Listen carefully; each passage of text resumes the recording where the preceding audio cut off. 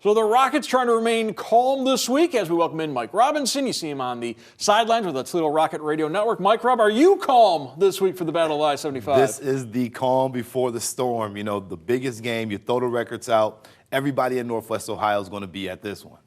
Let's talk a little about how the Rockets got here. A victory at Northern Illinois last week. A victory that you've got to chalk up to the defensive effort against the Huskies. You know, all season this defense has been really good, Mark, and I'm really proud of how the young guys on this team have stepped up, even on the corner position at Avery Smith, young guy stepping in, making plays. Obviously, he's not new to the program, but he's new to getting that starting role. And then the safeties for Toledo, Max and Hook. He is one of the best. Obviously, we already know that. But again, EMW, Emmanuel McNeil Warren, this guy is elite. He can play football at a high level, and I think the Rockets are grateful to have him. Maxon Hook, your Mackett co-defensive player of the week after the effort against Northern Illinois. And now the Falcons come to town. And when you talk about Bowling Green, offensively, you got to talk about their tight end, Harold Fannin Jr. Yeah, he's leading the nation in passing and receiving yards, and he's one of the best blockers as well. So he's going to be a guy that I feel like they're going to use in a multitude of different ways, where they're going to kind of use him as window dressing,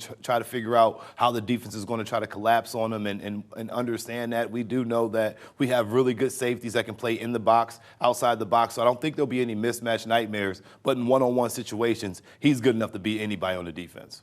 When you look at this matchup, in football, too much attention gets paid to the quarterbacks at times, but you got Connor Bazelak, Bowling Green Falcon quarterback. He's been here several years. He's played in this game. And whether it is John Allen Richter, whether it's Tucker Gleason, you're going to have a younger quarterback going for the Rockets. Yeah, you know what? And Bowling Green, they've been real dominant when the Rockets have not got over 300 yards. This is something that they'll slow the Rockets down with. So they got to find a way to get yards. And it starts with the ground game. We understand this is about passing the football, but it's about the controlling the possession of the clock. And if the Rockets continue to get better on first and second down, I think then, it makes it easier for your quarterbacks when you want to start playing play action pass. I expect to see Tucker Gleason this week, and I expect to see Bazelak as well. Have you seen growth from the Toledo offensive line? Because it's been very up and down with breaking in 5 new starters this year. You know what? It's been more than 5 new starters. It's been a whole slew of guys kind of stepping in and filling out the role. But Coach Hallett has done a really good job of making sure that these guys understand their role, whether it's Zimmerly stepping in or Foudy having to step up big time, 2 local guys.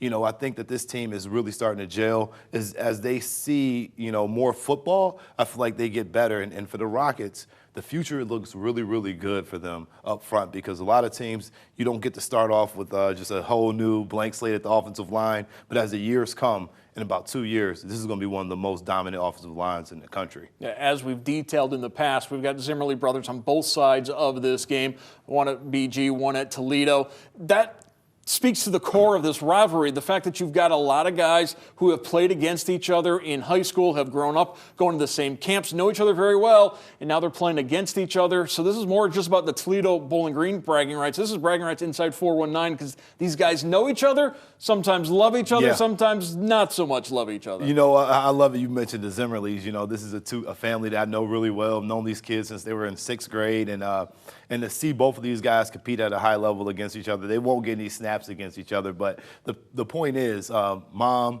she likes to wear her split jersey. She's going to be torn between the two, figure out how it's going to work. But again, this rivalry means so much to the area because everybody likes to get involved in on the action, whether it's guys like Payshawn Wimberly from Whitmer going against his old teammate like Kevon Butler, but Payshawn's not playing this year. But it's going to be really cool to see these guys out in the field with each other.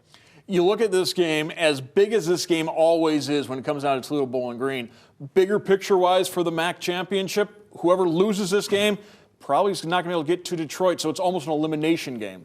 Every game from here on out is an elimination game, whether anybody want to accept it or not. You're coming out here playing for a MAC championship every single week, and anytime that you lose going forward, it's going to make it really, really tough to achieve that goal you had circled at the beginning of the season. So for the Rockets, or whether you're a Bowling Green fan, you got to come out here and dominate, and that's kind of the name of the game. Dominate from the start to finish, because MAC games now mean a little bit more now that there's no MAC West and no MAC East. It's just your record in general. So any win is a big win. Any loss is horrible. How concerned are you with the lack of offense against Northern Illinois? Certainly they found a way to win that game, but statistically the Huskies dominated in a lot of the categories, and you look at this and go, how in the world did the Rockets pull this one off? Again, defense wins championships, and the Rockets have a championship defense. Coach Vince Karras and those guys, they do an excellent job of scheming them up. I spend a lot of time on the sideline doing my reporting, standing back and just watching behind the coaches, looking at the surface, looking at their schemes, looking at how they kind of make adjustments. And they really do a good job of finding things that's hitting them and hurting them and correcting it as they go forward. So you look at this offense, and I say if they can just continue just to get a little bit better, they don't have to be great. They score 21 points. They should be in good shape. This defense is only giving up about 18 points per game. So for the Rockets offensively, it is concerning that they're not putting up points. You got big play threats. You found Newton deep down the field earlier in the game last week, but you're going to have to continue to just make strides. And obviously, it was a first-time starter out there at quarterback, so you give a little leeway. But the ground game has to get improved. Speaking of adjustments, the last couple of years in this series, it has really come down to who has made the better halftime adjustments. When it comes to this Saturday around 5:15, who do you have better faith in making those adjustments, the BG staff or the Toledo staff? You know what? It's hard to say. I'm going to say the Rockets, obviously.